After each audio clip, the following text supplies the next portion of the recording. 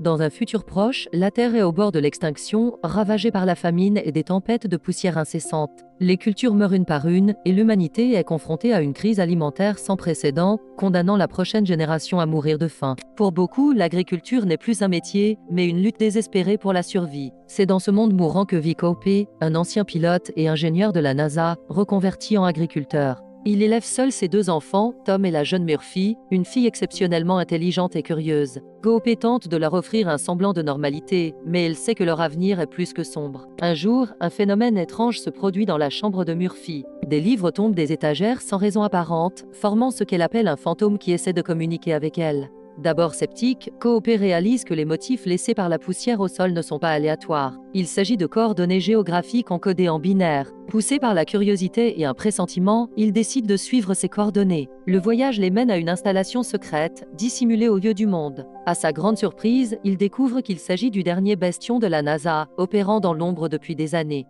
Il y retrouve le professeur Brand, son ancien mentor. Ce dernier lui révèle la terrible vérité, la situation sur Terre est irréversible. Le seul espoir de survie pour l'espèce humaine ne se trouve pas sur Terre, mais au-delà des étoiles. Il y a plusieurs décennies, une anomalie spatio-temporelle, un trou de verre, est apparu près de Saturne. La NASA pense qu'il a été placé là par une intelligence extraterrestre bienveillante pour offrir une issue à l'humanité. 12 astronautes courageux, dans le cadre du programme Lazare, ont déjà franchi ce portail, chacun explorant une planète potentiellement habitable de l'autre côté. Le professeur Brand explique à Koopé qu'il existe 2 plans pour sauver l'humanité. Le plan A consiste à résoudre une équation complexe de la gravité, ce qui permettrait d'évacuer en masse la population terrestre dans d'immenses stations spatiales. Le plan B, plus radical, est un plan de secours. Si le plan A échoue, une mission emportera des embryons humains congelés pour coloniser la planète la plus prometteuse, abandonnant ainsi la population terrestre à son sort. La NASA a besoin du meilleur pilote pour mener cette ultime mission, la mission Endurance. Ils ont besoin de Koopé.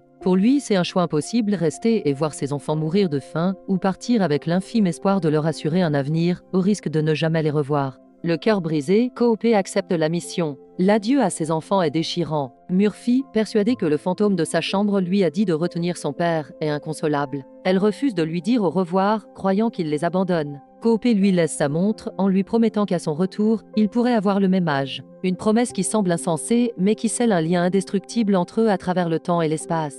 L'équipe de l'Endurance est composée de Koopé, le pilote, d'Amelia, la fille du professeur Brand et biologiste, de Romilly, le physicien, et de Dwal, le géographe. 2 robots, TARS et Kaz, complètent l'équipage. Après un long voyage cryogénique de 2 ans, ils atteignent enfin Saturne et traversent le trou de verre. L'expérience est vertigineuse, une distorsion de l'espace-temps qui les propulse dans une autre galaxie. De l'autre côté, ils se retrouvent face à un système solaire avec 12 planètes candidates, gravitant autour d'un trou noir supermassif nommé Gargantua. 3 d'entre elles émettent des signaux prometteurs provenant des missions Lazare. La première planète, la plus proche, est celle explorée par l'astronaute Millet. Cependant, il y a un problème majeur. En raison de sa proximité avec Gargantua, la planète subit une dilatation temporelle extrême.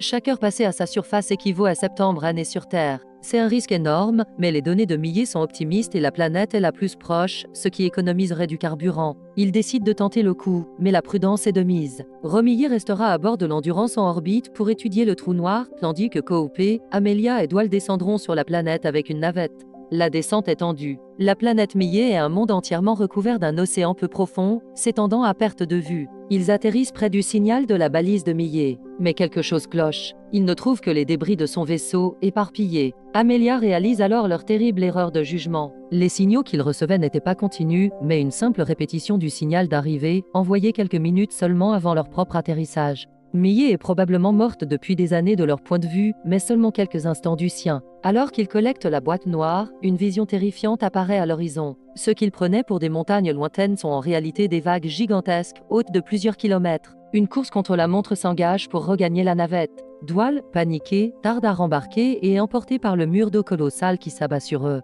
La navette est inondée, les moteurs noyés. Ils doivent attendre 1 heure, une précieuse heure, que les moteurs se vident. 1 heure sur la planète, septembre en sur Terre. Koopé regarde, impuissant, le temps s'écouler, pensant à ses enfants qui vieillissent sans lui. Lorsqu'ils parviennent enfin à redécoller et à rejoindre l'Endurance, le choc est brutal. 23 années se sont écoulées. Romilly, qui les attendait en orbite, a vieilli. Il a passé plus de 2 décennies seul à attendre leur retour qui, pour eux, n'a duré que quelques heures. le pirate en coop.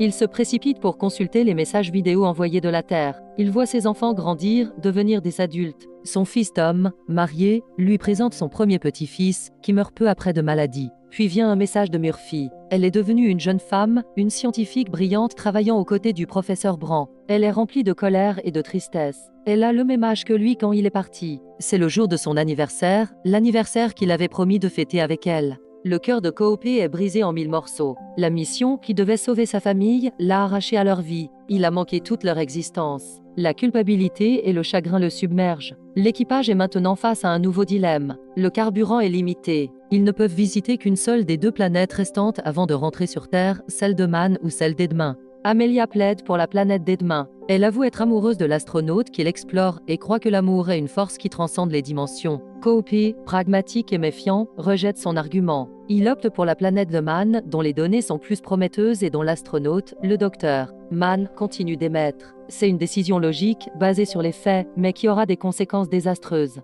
Ils atterrissent sur un monde de glace et de nuages gelés. Ils trouvent le docteur Man en biostase dans sa capsule. Une fois réveillé, il semble soulagé et leur explique que la planète est certes inhospitalière, mais qu'il y a une surface propice à la vie sous la glace. Mais Man est un menteur. Rongé par la solitude et le désespoir de voir sa mission échouer, il a falsifié toutes ses données pour attirer une mission de sauvetage. Sa planète est stérile et invivable. Son seul objectif est de voler leur navette pour rentrer sur Terre. Il tente de tuer Coop en brisant son casque lors d'une fausse exploration et le laisse pour mort. Pendant ce temps, sur Terre, Murphy, devenue une scientifique de génie, fait une découverte bouleversante. Le professeur Brand, sur son lit de mort, lui avoue qu'il a menti depuis le début. Il a résolu l'équation de la gravité il y a des années, mais elle ne peut être complétée sans données provenant de l'intérieur d'un trou noir, ce qui est impossible. Le plan n'a jamais été une option fiable. Il a envoyé Coop et son équipe à une mort quasi certaine, plaçant tous ses espoirs dans le plan B. Murphy est dévastée, mais refuse d'abandonner. Elle comprend que le fantôme de son enfance n'était pas une entité surnaturelle, mais son propre père, tentant de communiquer à travers le temps.